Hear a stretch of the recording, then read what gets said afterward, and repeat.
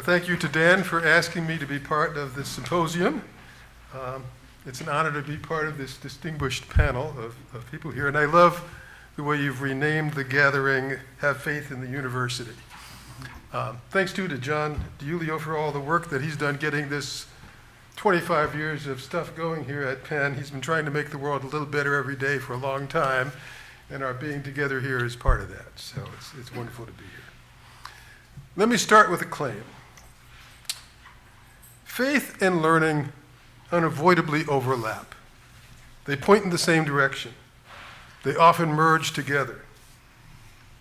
I'm not the only person saying this. The anthropology professor Tanya Luhrmann at Stanford says that regardless of whether people are thinking from a stance of faith or thinking in a purely intellectual manner, the goal is the same. Quote, "We reach out to grasp a world we know to be more complex than our capacity to understand, and we choose to act despite our awareness that what we take to be true may be an illusion." When I was beginning my academic career 40 years ago or so, saying that faith and learning intersect or overlapped would have been seen as flaky at best. And it made some sense back then. In the 1980s, it was still assumed largely that faith meant affiliation with a named religious tradition. A person of faith was someone who belonged to a church or a synagogue or a temple, and the content of their faith was determined by the tradition itself and not by the individual. In retrospect, we can now see this was a particularly modern and overly precise description of what faith is. During the earliest years of human history, faith or religion was not nearly so precise or so bounded. Instead, questions about the purpose of the world, what is sacred, and the meaning of human existence were sprinkled all across society and culture. The Christian tradition spent many centuries trying to separate the sacred from the secular, and modern culture reified that distinction into an absolute. But bifurcating faith and learning requires constant policing, and that policing has been lacking for decades. Ever since Paul Tillich redefined faith as ultimate concern in the mid-20th century, faith has been osmosing its way back into all the little nooks and crannies of individual lives in society and colleges and universities as well. Traditional religion still counts as faith. This is, after all, a Catholic institute. Traditional religion still certainly matters. But faith also encompasses all the values, commitments, affectivities, relationships, hopes for society, dreams for ourselves, and experiential glimpses of transcendence that make each one of us the individuals we are. Faith is no longer something out there. Faith is us. But faith is not who we are, either naively or uncritically.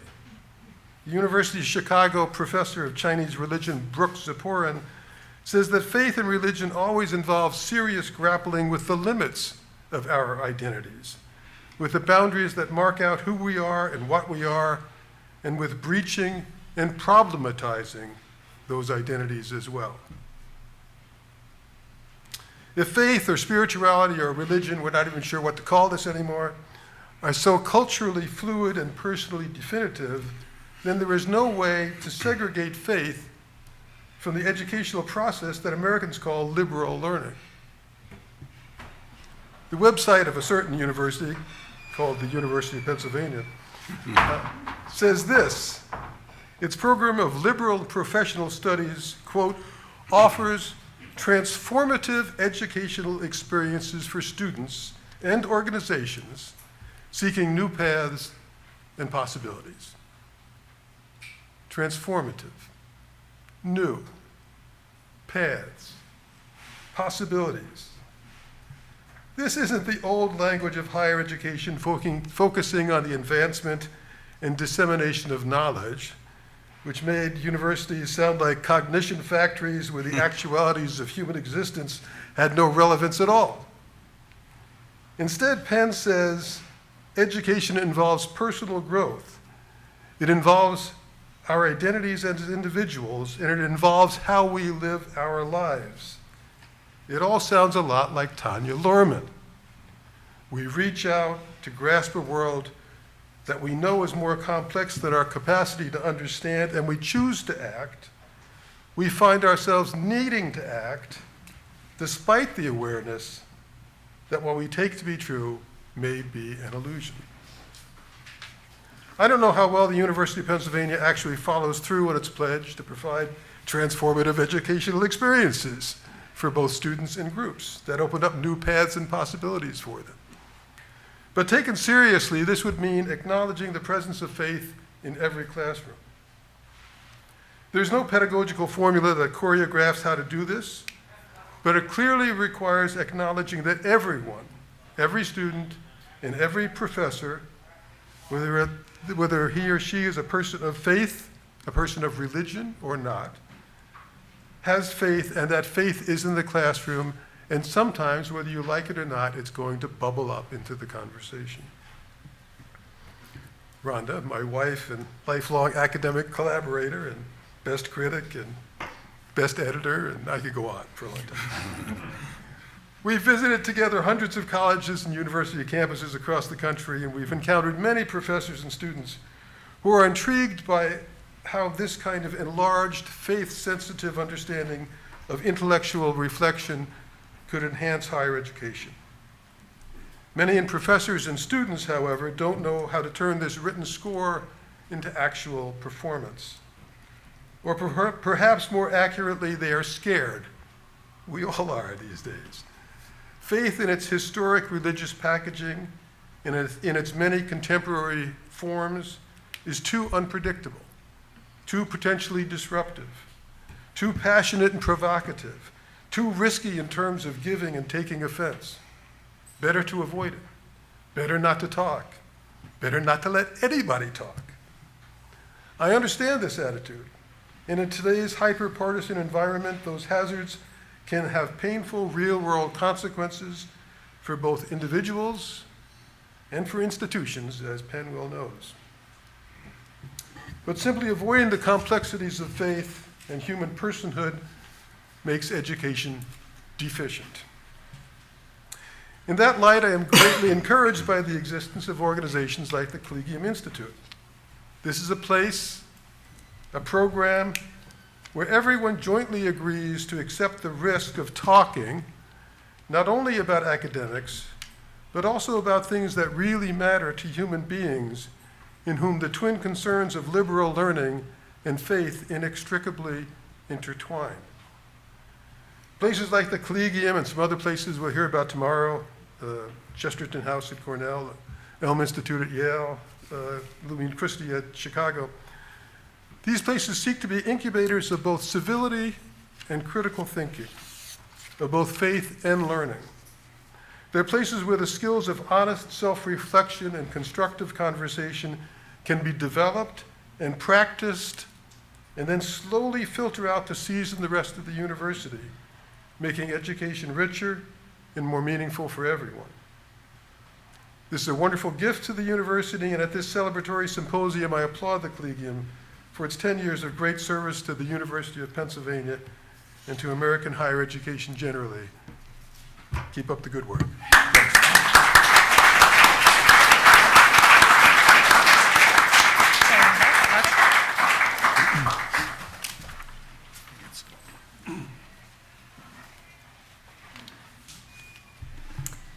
Thank you, everybody, for being here. Thank you for the invitation. As someone who's relatively early in her career, although getting less relatively early by the day, I'm used to being on panels where I feel intimidated and I'm surrounded by very esteemed colleagues. But today's panel takes the cake as far as who I get to stand up here and sit up here with. So thank you.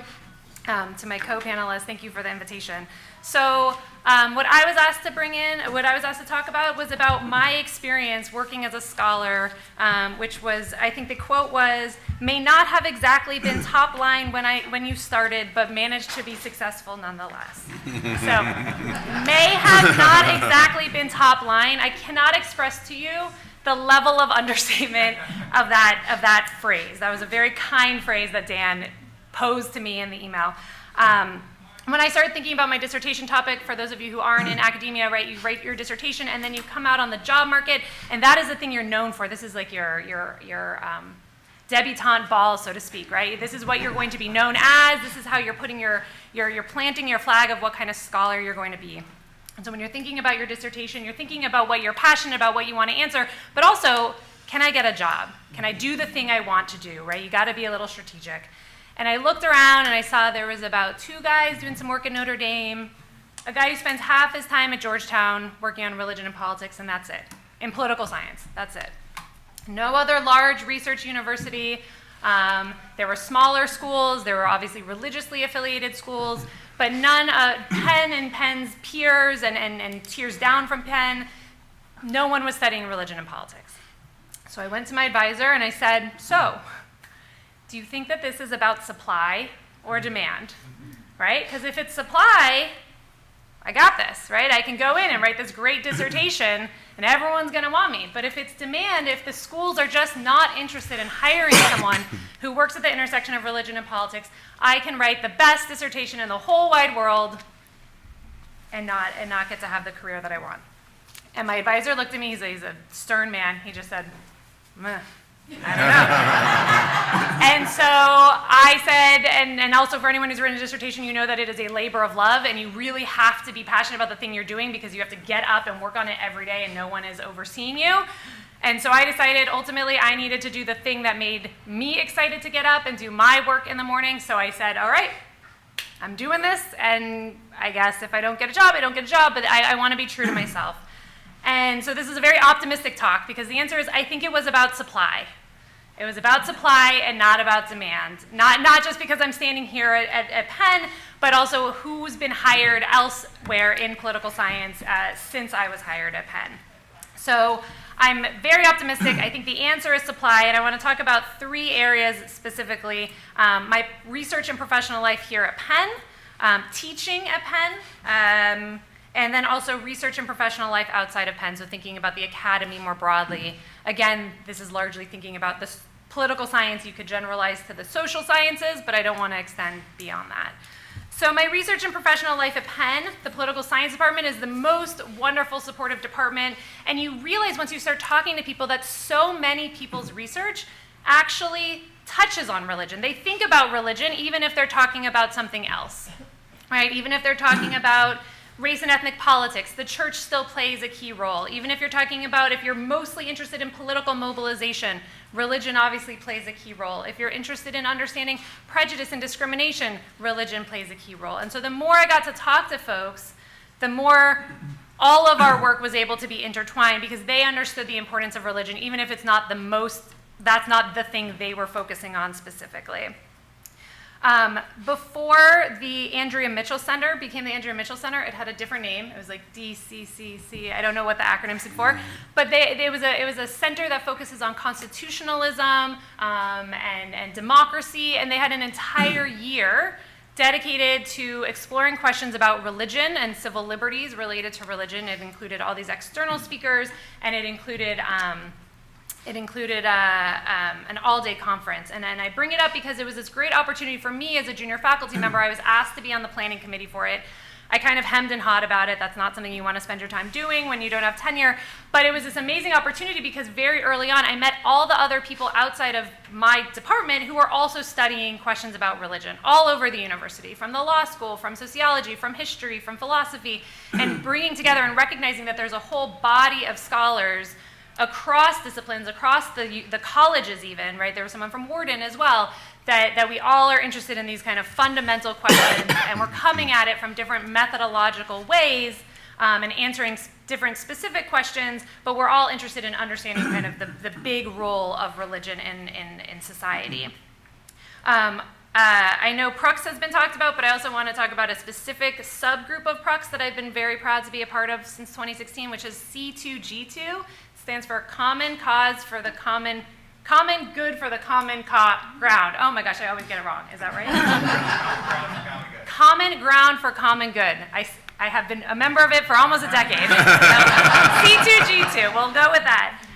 And that is also under John Dee's leadership, and the whole concept of it is it brings together religious leaders, policy advocates, academics, journalists, where you are brought together to talk about some of the most contentious church-state issues of the day, but to reflect, to practice civil dialogue, to practice disagreeing respectfully to move forward. So imagine a room that brings together senior people from Focus on the Family, a fiery civil rights attorney who has prosecuted, gone up to, argued in front of the Supreme Court about separation of church and state, has prosecuted sex offenders related to the church, right? Bringing together people like this into the same room and talking about these issues. Many issues of the day, and this is something that John has brought me into, but this is an area where we're not just tolerating differences of opinion, we're embracing it, we're encouraging people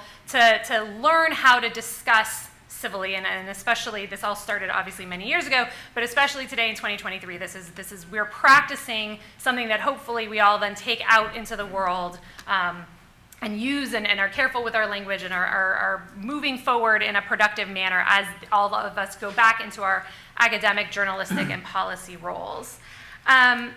And then teaching at Penn, I just want to flag, is the students, right? So I teach upper division religion and politics classes. I teach a freshman seminar, so it's like first semester, baby 18-year-olds just coming in, a class on evangelicals and religion and politics, or evangelicals in American politics. It's called Struggle for America's Soul. And what I'll say about these students is they are interested, they are engaged, they are excited to learn, they are incredibly respectful. They are just so interested to understand the world around them, and they understand that to understand the world around them, they need to learn about different religions. They need to do more than just know about their own faith or their own upbringing, which might be a faith or a lack of faith. But it's been such a positive experience, and the students clearly love it. And they then go on to take other classes in other departments that focus on religion as well. So there's definitely a demand among the student. I don't know if it's transformative, but students clearly have that desire and that fire in their belly to learn this stuff. And then the last thing I want to talk about is the research and professional life outside of Penn. And so again, I can only really speak to the social sciences, but if we're talking about faith in the university, I don't think that Penn is the exception anymore. I don't think that it's that I've had this wonderful experience at Penn, but everything else would be a place where we can't go. I think academia and the publishing, it used to be that if you studied religion and politics, you published in very niche journals that were very small. Now you publish in broad journals. You publish in journals that anyone who studies political science wants to read, that they want to understand this. And so it's not just my work, but it's other people's work. People are, excited when I give talks, when I go give research talks at other universities. They're excited to come hear about questions about religion, even if they themselves are not working on it. There's also a politics and religion journal that started in 2008, and it started out very small, and now it's very big. It's a very high impact journal. People want to publish in it. It's seen as a good place to publish. And so I'll just wrap up. What does this portend about the future of this study? I think that that's good signs. It's people understand, regardless of your own personal faith or lack thereof, you understand that a academic institution that wants to understand the world around them, you cannot do that without considering the important role that religion plays. Students also see that and clearly are making decisions about what courses they take and how to spend their time. They recognize that as well. And that colleagues outside of Penn also seem interested in this question. So I think this question of having faith in the university, it does seem like it's a reason to be optimistic.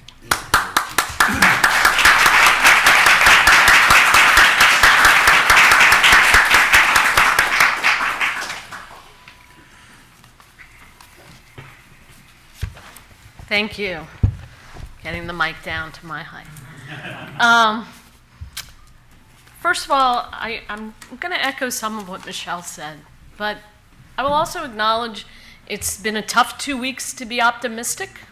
There have been heart-wrenching moments for many peoples and many communities across the world, and certainly here at Penn. I'm hopeful, as I can be, about the world situation, but even more hopeful that we'll get through this in a university setting. And in many ways, I think what Prux does, what the Collegium does, is a model that we can employ, that we can think about as we try to get through this difficult moment and what will certainly be difficult moments in the coming months and maybe years. I'm going to circle back to that at the end. Before I go on, though, I want to say just a thank you to John, who brought me in many years ago to his vision of Prux and has been a champion and supporter of all sorts of projects. And as a lot of people in this room know, when you need to get something done, call John. I want to say something with my different hats on. In Jewish studies, as an historian, as a teacher of students, and even as I wrap up as a dean. Let me start with Jewish studies. So you would think, well, I come to the field of Jewish studies, this is an obvious place for work in religion. Not so clear. And the reason is complicated, and here I'm going to give a little mini history lesson. Jewish studies is actually born in the late 19th century in Western Europe.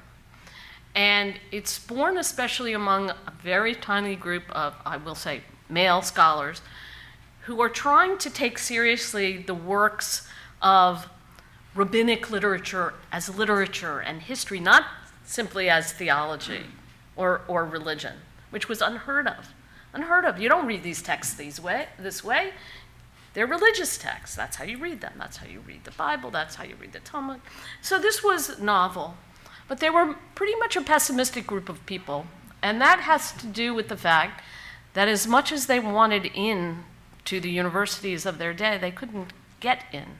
They couldn't get in as individuals, as Jews, and for sure, Jewish studies, which they hoped could be seen as an ancient civilization alongside classics and other ancient fields, was never going to be recognized. I tell my students often, when we read a few of them, we don't read too much of them because I don't want too much pessimism, but that those people wanted to be me. They wanted to be in a university teaching what I teach, and they couldn't be. And yet Jewish studies owes a great deal to the vision of what we've now rejected as such a thing as the secular. And that's in part because it was only when those boundaries around a Christian litmus test went down that Jewish studies could come in. And so that's affected the field in some ways. Jewish studies, and here I'll get to a little more contemporaneous setting, came into the universities only in the 1980s. The first professional society of Jewish studies was founded in 1969 with a couple of people, men, in the room. And the 80s was really the only time you got Jewish studies as a field. This program at Penn was founded right in the middle of that in 82. So it's not a very long history. Certainly not when compared to the long history of teaching Christianity in the university. And when universities were synonymous with Christianity. And what brought in Jewish studies was the same thing that brought in women's studies, various kinds of ethnic studies, later African American studies, and it was part of challenging the hegemony of the university and what it could study. Jewish studies had an easier time getting in the door than other, certainly Eastern religions, but a whole host of religions not related to Christianity the way that Jewish studies was seen to. Now, I should say the exception to this, and Penn is one of the leaders, is what was then known as Semitic studies. You know, archaeologists especially, Penn was at the forefront of this. But Semitic studies was a way of understanding the Near Eastern situation, largely, not by its practitioners, but by many as, you know, the land that begot the Bible, for better or worse. So I do think what has changed, Jewish studies has changed enormously. It's gone from being about intellectual history and study of texts to much more of religion as practice as being acceptable, which I said at the beginning was not really its initial mission. And of course to the study of history, which is how I came into it. I have degrees only in history, not in Jewish studies. And let me now put on my historian's hat and talk about the progress and the changes in the study of religion in the field of history per se. And they've been significant. It used to be that historians were taught about certain categories of analysis that were central. Those were class, those sometimes region, later on gender. Religion didn't really make the list. And in fact, I will say I was part of a group, a very important group for the scholarship in American religion called the Young Scholars in American Religion that Pew sponsors. And there was a group, my year was the exception, they divided us by discipline. So there was a group of historians who worked on religion. And when we met, what we all discovered was the same thing. We were all self-taught in religion. Our training as historians did not prepare us whatsoever. We were essentially fellow travelers who had found the study and who had actually, as the name Young Scholars designates, wanted to come together with other people to work on this. This has changed enormously, and this is very much a parallel to what I think Michelle was talking about. There's much more interest in studying religion and understanding it outside this narrow box of faith, but as something that is inextricably intertwined with politics, with family, right? It's not on high, it's also from below, and every art, culture, and essentially every human expression. And so in that respect, there's a good deal of progress. I'll say something about the students that I teach. They are profoundly interested in religion, I think because they see it operating in society in both ways that they admire and ways they fear. More about that before I close. But also, they're much less interested in, okay, what does this denomination or movement say? And what does this leader say? And they're more engaged by questions of what scholars call lived religion, everyday practices, understanding that the fluidity of experience. They live what is the primary expression of religion today, which is kind of religion a la carte. You don't have to, you get to pick and choose what you like, and religious leaders may not be fans of that, but that's their everyday experience, and that's the way they want to think. They want to know what leaders think, but they're not trapped by that. They want to think beyond those categories, and I find that very, very refreshing. And it's changed. I would say it's changed since I started teaching, and that's all for the better as far as I'm concerned. And lastly, I want to return to my role as dean, my role in leadership at the university, and to say something about about religion in that regard, and what talking about religion can do for us positively. I mentioned our students see both the positives and the downsides of what religion has wrought. They see its role in white supremacy as much as they see its role in liberation. And it's a difficult but important task for us to explain how that happens, how religion, as like any other phenomenon in society, can have so many multiple expressions. It's in and of itself a neutral space that can be used in many different ways. And this is where I will circle back to what I think universities can do. I'm incredibly moved by what goes on in everything John has created, and the way that you can be of faith or you cannot be of faith, or anything in between.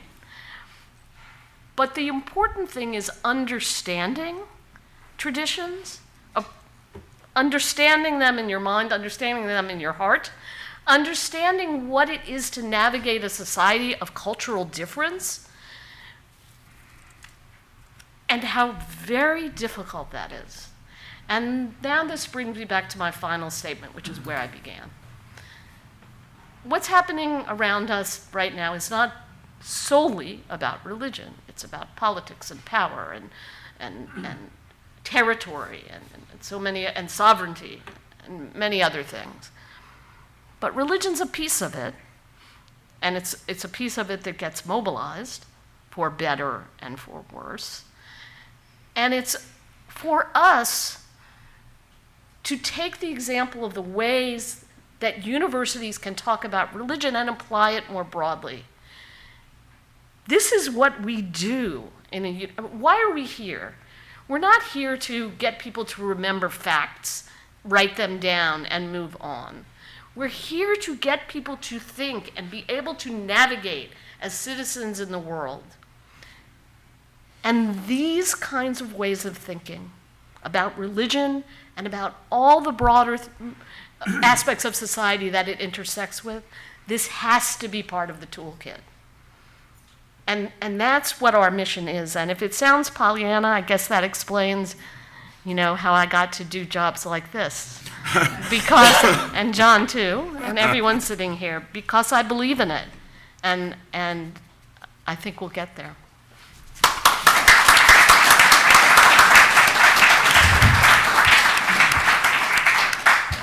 Well, first of all, my voice is a little raspy because a day or so ago I was worshiping at the one house of true religion, Citizens Bank Park, the Phillies. It's got 4 denominations, the Eagles, Flyers, 76ers, and Phillies. So apologize for the voice. I want to thank you, Dan, for inviting me and for your leadership of Collegium and of the Perry Collegium Initiative. Your directorship has been a joy to behold, and what you've accomplished over the last decade, in both places, and especially at the amazing Collegium, is just not, it's just not to be believed. I also want to say what an honor it is to be with my friends and colleagues here, my old friend, Professor Jacobson, the Dean of Scholars who study this business for sure, my political science colleague, Professor Margolis, whose amazing research really has redefined the field of American politics and religion for all time and brought a new intellectual vigor and rigor to the study. And my dean, my beloved dean, and beloved usually doesn't go before dean in these parts, but there are usually other words. Some other words. Professor Wenger, whose epic work on Jewish history and gender and interreligious relations is a model of scholarly probity, and whose generous, creative, and collaborative spirit I have witnessed time and again over so many years. So thanks to you three. So the vice provost is in the house, the chaplain's in the house, and he's standing up. This makes me nervous. You can come on down, Pastor, if you want, or if you can stand there. Did I make you feel self-conscious? You've had a boring couple of weeks, so I wanted to get you a little upset, a little juiced up in case. But feel free to come on down or charge the podium if you want. So maybe feeling that. Penn is not, it turns out Penn's not a religious university. But it does have one saint, and it's Benjamin Franklin, Saint Ben. And it was Franklin who gave Penn its non-sectarian vision of religion. It was Benjamin Franklin who, he was a faithful agnostic, Ben Franklin. He strongly believed that people of all faiths and of no faith are equally entitled to the full blessings and the full burdens of citizenship. And in his personal life, Franklin practiced what he preached. He gave money to many different charitable donations to many different churches, synagogues, mosques, and other religious institutions. A fellow named John Fay, writing in something called Pennsylvania Heritage Magazine in 2013, I think, put it best. He said, quote, "It did not matter to Franklin what one believed about God, as long as one's religion contributed to a more benevolent society and made the world one neighborhood at a time a more enlightened and civilized place," close quote. And before the founding of the College of Philadelphia in 1740 by Franklin, aka Penn, Franklin co-founded the Library Company of Philadelphia and gave it a motto, of course, at the time in Latin, which I'm going to give you my best altar boy, just on the other side of Vatican II pronunciation. Communiter bona prodorem deum est. To pour forth benefits for the common good is divine. To pour forth benefits for the common good is divine. So as Dan said, 25 years ago, when I was still teaching at Princeton, that's a place that if you get lost off Route 1, you go there. It's all orange and black, so you think it's Halloween all the time there. It's a great place. I agreed to keynote a 3-day conference and symposium, and then I ended up helping to organize it here at Penn, this Discovering Having Faith in the City conference. And we had politicians, present and former, and academics, and even a few card-carrying academics. There was at the time tons of empirical research, new, fresh empirical research suggesting that people of faith, Methodists, Muslims, Mormons, Quakers, Catholics, Jews, Jehovah's Witnesses, as well as people of no faith, were coming together and working in religious, secular, interreligious, cross-sector, other partnerships to serve people in need, most particularly in many of the most socioeconomically distressed and truly disadvantaged urban communities in America. So if I have a proposition or thesis for you today, it is that over the last quarter century, and in particular in the last 15 years, since that date of 2008, what I sometimes call the sacred places for civic purposes, or the faith-based and community initiatives movement in America, has gained ever greater traction not only in government, not only in public policy and in judicial doctrine, with its strongly non-sectarian vision, right? We welcome people of all faiths and of no faith. Don't leave anything at the campus gates if you're coming through the campus gates. Don't leave anything at the government gates. Bring all of your identities forward. A pluralistic, non-sectarian vision. That has gained traction in government, but it also has gained traction in universities in ways that some people will celebrate and other people are chagrined by. Basically, I think there's plenty of evidence for it, and you can speculate as to, if I'm right in stipulating, right, that universities have moved in a more non-sectarian direction. Let me just pause to say there are Catholic universities that some people would accuse of having moved in a non-sectarian direction over the last, so it's not just secular moving toward non-sectarian, it's also some religious that are kind of moving toward non-sectarian. Again, you can think whether you think it's a good idea or a good thing or a bad thing. But I think it has occurred in part in relation to the wider political and civic developments with respect to faith-based initiatives in the movement. And 2008 actually turns out to be a really important date in that. It's when Barack Obama was elected president. Now, why does that matter? It matters because there were a lot of people in political life, in academic life, in nonprofit, philanthropic life, who believed that with George W. Bush going out, the faith-based movement, which they associated in their minds with mainly evangelical Christians, it was over. That it was going to pass on. And Barack Obama did what to some was the unthinkable, which is he decided to keep the White House office of faith-based, he changed it to faith-based and neighborhood partnerships. And he made a slew of statements, basically, that were indistinguishable from statements that had been made by Hillary Clinton, George W. Bush, Andrew Cuomo, Bill Clinton. There was this consensus, and it mattered to people. I remember going to conferences with some university presidents, including Catholic university presidents, where this was being discussed. In any case, I think these things are connected. I would not presume, especially with real scholars to my right here, to suggest how these developments were connected, sort of the macro political and the university. But I do believe that universities have become more, not just faith-friendly, but more friendly to people's identities across the board, including religious identities, with sexual identities, with racial identities and ethnic identities. And I think it's been a very good thing. Now, it's not perfect. It doesn't forestall problems, but I think it has been, on the whole, a positive development. In 2015, President Amy Gutmann wrote a letter to Pope Francis on the eve of his coming to Philadelphia. And therein, President Gutmann described Penn to Pope Francis as, and I quote, a non-sectarian university that for more than 2.5 centuries has dedicated itself to our founder's vision that doing good is the only service to God in our power, and to imitate his beneficence is to glorify him. Well, amen. I almost could have written those words myself. Thank you very much.